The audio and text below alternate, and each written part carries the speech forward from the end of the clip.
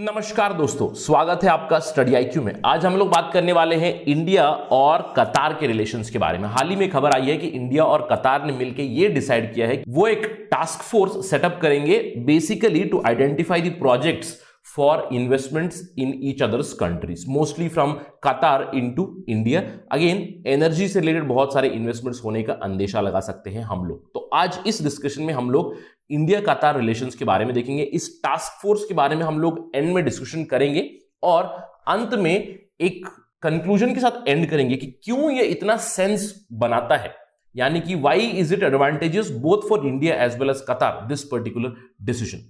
तो चलिए डिस्कशन शुरू करते हैं, लेकिन उससे पहले मैं हूं आपका दोस्त राहुल साईगांवकर। अगर आप मुझे फॉलो करना चाहते हैं, you can follow me on the ID Rahul Sai 222। मेरे इंस्टाग्राम का आईडी सेम है। अगर आप मुझसे कनेक्ट करना चाहते हैं, आपको कोई सवाल है, आपको कोई क्वेरी है, तो आप मुझे डायरेक्टली मैसेज कर सकते हैं इंस्टाग्राम पे। स्टडी आईक्यू आपके लिए लाया है खुशखबरी। We have a smart course for UPSC 2021। It includes both prelims and mains. For more information please download the app from Google Play Store. जैसे कि मैंने आपको बताया कि हाल ही में खबर यह आई है कि इंडिया और कतार दोनों ने एग्री किया है कि वो एक टास्क फोर्स सेटअप करेंगे जहां पे दोनों मिलके आइडेंटिफाई करेंगे कि कौन से प्रोजेक्ट्स है जहां पे इंडिया और कतार इन्वेस्ट कर सकते हैं।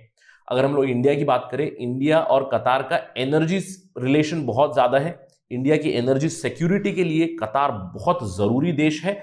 इंडिया इंपोर्ट करता है 8.5 million turns per annum of gas, basically LNG के फॉर्म में, लिक्विफाइड नेचुरल गैस। साथ ही साथ इंडिया एलपीजी भी बाई करता है, लिक्विफाइड पेट्रोलियम गैस भी बाई करता है, जो हम लोग कुकिंग में इस्तेमाल करते हैं। और अगर हम लोग इंडिया के इंपोर्ट्स के बारे में देखें जो कतार से आती है, तो कतार इंडिया का सबसे बड़ा इंपोर्टर है। एलएनजी सबसे ज्यादा वो एक्सपोर्ट करते हैं कतार इंडिया को। So India is one of the biggest client of कतार। तो इसी बीच हम लोग पहले बात करते हैं इंडिया कतार रिलेशंस की और बाद में इस न्यूज पे आते हैं। और अगर मैं आपको इंडिया कतार रिलेशंस के बारे में बात करूं, distance wise again West Asia में आता है कतार। यहां पे इंडिया है, दिल्ली, दोहा उनकी कैपिटल सिटी, दिल्ली हमारी कैपिटल सिटी, कनेक्टिविटी काफी ज्यादा है। आप देख सकते हो यहां पे in west Asia Iraq, Iran, Kuwait, Bahrain, बाकी सारी कंट्री से कतार एक छोटा सा पेनिनसुलर देश है। आप यहां पे जूम्ड इमेज देख सकते हो कि कैसे ये पेनिनसुलर देश पर्शियन गल्फ में निकलता है। कतार की कैपिटल सिटी है दोहा। तो इन दोनों के रिलेशंस के बारे में अगर हम लोग बात करें तो हिस्टोरिकली भी बहुत ज्यादा एविडेंसेस है इंडिया और वेस्ट एशिया के रिलेशंस की, इकोनॉमिक टाइज की अगर बात करें। एविडेंसेस इवन हड़प्पन टाइम से मिले हुए हमें। अगर हम लोग मेडिवल टाइम या एंशिएंट टाइम्स की इन जनरल बात करें तो काफी पुराना रिश्ता है इंडिया और कतार का। कतार से पर्ल्स इंपोर्ट होते थे और इंडिया से स्पाइसेस एक्सपोर्ट हुआ करते थे कतार में। और कतार स्पेशली 20th सेंचुरी में कतार के फॉर्चून्स तब खुले जब वहां पे दुकान ऑनशोर ऑयल फील्ड में उनको ऑयल मिला और वहां पे बहुत ज्यादा गैस रिजर्व्स भी मिले। उसके बाद कतार की इकोनॉमी मेनली एनर्जी से रन होने लगी।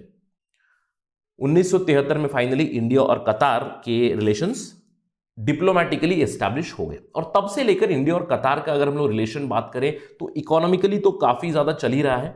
Yes, we do have a lot of economic ties over the years since 1973। Trade broaden हुआ है, लेकिन अभी भी कहीं ना कहीं एक कनेक्ट जरूर है with respect to energy only. अगर हम लोग बात करें कि पिछले ऑलमोस्ट 50 सालों में कितना ट्रेड बढ़ा है, $19 बिलियन बायलैटरल ट्रेड हो चुका है इंडिया और कतार का। इंडिया की तरफ से काफी सारी चीजें एक्सपोर्ट होती है, जैसे कि सीरियल्स, मशीनरी और इलेक्ट्रॉनिक गुड्स हम लोग एक्सपोर्ट करते हैं कतार को। लेकिन कतार से जो इंपोर्ट आते हैं वो काफी ज्यादा रिजिड है। ऑयल गैस तो ऑब्वियसली है, एलएनजी लिक्विफाइड नेचुरल गैस जो है एक बहुत ही बड़ा इंपॉर्टेंट एलिमेंट है बायलैटरल ट्रेड का, इकोनॉमिक टाइज का। ये कहा जाता है कि इंडिया की जो एलएनजी इंपोर्ट आती है उसमें से 80% कतार से ही आता है। So Qatar is the biggest exporter of LNG to India. ये तो ट्रू है। तो कुछ हद तक एनर्जी से रिलेटेड है, अभी डाइवर्सिफाई करने की बातें चल रही है। तो ये task force is going to identify can we diversify और नॉट। इकोनॉमिक टाइज तो है ही है। अगर हम लोग सिक्योरिटी की बात करें, वेस्ट एशिया में इंडिया की पॉलिसी काफी अच्छी रही है। हम लोगों ने देखा है कि वेस्ट एशिया एक बहुत ही वोलेटाइल रीजन है। शिया सुन्नी एक फ्रैक्चर है वहां पे, ज्यूइश और इस्लामिक फ्रैक्चर भी है वहां पे।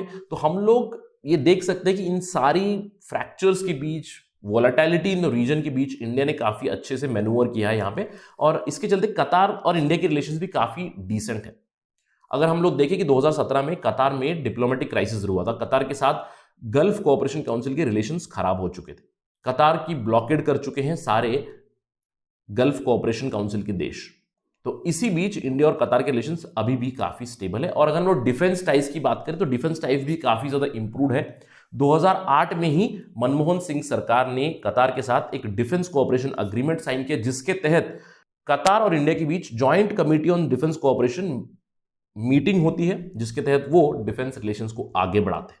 साथ ही साथ इंडिया और कतार का एक जॉइंट नेवल एक्सरसाइज भी है, ज़ैर अल बहर, रोर ऑफ द सी, जिसको ट्रांसलेट हम लोग कर सकते हैं। जॉइंट एक्सरसाइज है कतारी नेवी और इंडियन नेवी के बीच।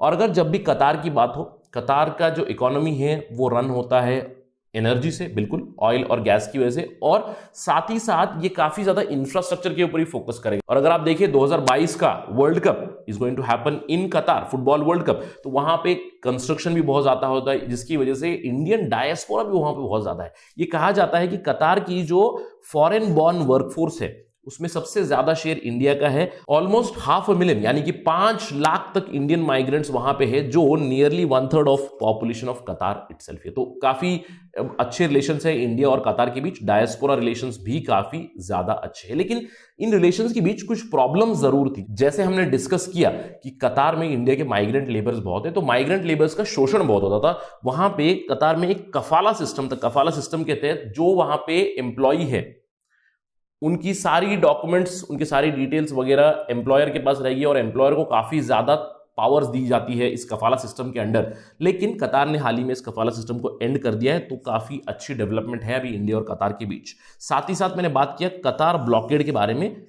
2017 से लेकर कतार और गल्फ कोऑपरेशन काउंसिल के बीच में क्राइसिस चल रहा है, और इस क्राइसिस के चलते कतार ब्लॉकेड भी हुआ। ये जो अल जजीरा है न्यूज चैनल कतार का ही, जिसको बैन भी किया गया गल्फ कोऑपरेशन काउंसिल देशों द्वारा। तो ये एक प्रॉब्लम जरूर है, क्योंकि मैंने बताया वेस्ट एशिया एक बहुत ही वोलेटाइल रीजन है, और इंडिया की रिलेशन सभी के साथ ऑलमोस्ट अच्छे हैं, और Qatar is no exception to it. लेकिन जब कतार को ब्लॉकेड कर रहे हैं तो इंडीड वो लोग देखेंगे कि इंडिया का क्या रिस्पॉन्स रहा है। तो ये एक काफी अच्छी खबर है कि हाल ही में इंडियन गवर्नमेंट और कतार गवर्नमेंट ने डिसाइड किया है कि वो एक टास्क फोर्स बनाएंगे। और इस टास्क फोर्स में कौन रहेगा? टास्क फोर्स में रहेगा कतार पेट्रोलियम, जो उनकी कंपनी है, उसके वाइस प्रेसिडेंट रिप्रेजेंट करेंगे उस टास्क फोर्स में। इंडियन साइड से एक सीनियर ऑफिशियल रहेंगे ministry of petroleum and natural gas से, जो इन्वेस्टमेंट के लिए प्रोजेक्ट को आइडेंटिफाई करेंगे कतार में भी और इंडिया में भी। और साथ ही साथ कोशिश करेंगे कि टू वे इन्वेस्टमेंट के ऊपर फोकस रहे, क्योंकि नॉर्मली क्या रहा है, इंडिया और कतार के बीच एक बायर सेलर का रिलेशन रहा है। मतलब कतार एलएनजी बेचता है, एलपीजी बेचता है, और हम उसको खरीदते हैं। तो इस तरह का एक रिलेशन रहा है जो ज्यादा दिनों तक सस्टेनेबल नहीं रह सकता दो देशों के बीच। तो इसीलिए उसको बढ़ाने की बातें जरूर चल रही है। और हम लोग देखें कि कतार की कैश रिच कतार इन्वेस्टमेंट अथॉरिटी है, वो ऑलरेडी एक्सप्लोर कर रही है कि इंडिया में कहां पे वो इन्वेस्ट करे, इंडियन एनर्जी सेक्टर में इन्वेस्ट करे, इंडियन इंफ्रास्ट्रक्चर में इन्वेस्ट करे। ये इन सब चीजों पे बात चल रही है। तो अगर हम लोग देखें कि क्यों ये बहुत ज्यादा सेंस भी बनाता है, यानी कि बहुत ही अच्छा डिसीजन क्यों है, दो तरफा डिसीजन है, कॉम्प्लीमेंट्री डिसीजन है। इंडिया के लिए तो काफी आसान है समझने के लिए। देखिए, इंडिया के लिए हम लोग कह रहे हैं कि हम अपनी इकोनॉमी गैस बेस्ड इकोनॉमी बनाएंगे। हम लोगों ने बात की है पेरिस क्लाइमेट एग्रीमेंट की, क्लाइमेट चेंज के बारे में। हमारा अगर हम लोग एनर्जी बास्केट देखें तो उसको डाइवर्सिफाई करने की बहुत ज्यादा जरूरत है। अभी भी almost 60% of energy need they come from coal based power plants. तो हम लोग डाइवर्सिफाई, हम लोग नेशनल सोलर मिशन बनाया है, हम लोग फोकस कर रहे हैं हाइड्रो इलेक्ट्रिक एनर्जी पे, हम लोग फोकस कर रहे हैं गैस बेस्ड प्लांट्स के ऊपर भी। तो गैस बहुत जरूरी है, और इंडिया का खुद का टारगेट भी है कि जो अभी करंट शेयर है 6.3 गैस बेस्ड इकोनॉमी का, उसको बढ़ाकर 15% बनाने का है। हमारे एनर्जी बास्केट में डाइवर्सिफाई करने की बातें कर रहे हैं, 2030 तक का टारगेट है। तो इसीलिए it does make sense for us completely कि हम कतार के साथ और भी रिलेशन बढ़ाएं, वहां से एलएनजी और भी इंपोर्ट करें, और अभी तो बायर सेलर से भी आगे बढ़ाएं हम लोग रिलेशंस। तो कतार एक इंपॉर्टेंट सोर्स रहेगा हमारी एनर्जी डाइवर्सिफाई करने के लिए। लेकिन इससे कतार को क्या फायदा है? एक तो फायदा है कि कतार ब्लॉकेड ऑलरेडी चल रहा है, क्योंकि गल्फ कोऑपरेशन काउंसिल और कतार के बीच 3 सालों से प्रॉब्लम चल रही। तो इस बीच कतार इज लुकिंग फॉर मार्केट, तो इंडिया तो मार्केट है ही। लेकिन अगर हम लोग कतार की बात करें तो कतार इस क्राइसिस की वजह से विड्रॉ कर दिया था उन्होंने ओपीईसी से, Organization of Petroleum Exporting Company से। यानी कि कतार खुद भी अपनी जो एक्सपोर्ट्स है उसको डाइवर्सिफाई कर रहा है, यानी कि ऑयल के ऊपर फोकस नहीं कर रहे। कतार ने बता दिया है कि we will focus more and more on gas, that is LNG and LPG. So it does make sense for Qatar also कि इंडिया एक बहुत बड़ा पोटेंशियल मार्केट है आगे चल के उनके एलएनजी और एलपीजी के लिए जो मूव करना चाहते हैं ऑयल से, because of the Gulf Cooperation Council and Qatar issue that is going on. So it does make sense for both the countries. We hope कि यह टास्क फोर्स की वजह से वो जरूर आइडेंटिफाई करे कुछ अच्छे प्रोजेक्ट जहां पे बायलैटरल इन्वेस्टमेंट हो हमारी तरफ से कतार में, कतार की तरफ से हमारे देश में, और रिलेशंस आगे बढ़े। अगर इस पे कोई डेवलपमेंट आएगी तो हम आपको जल्द से लाते रहेंगे स्टडी IQ पर। That is it from my side. Thank you for watching. जय हिंद।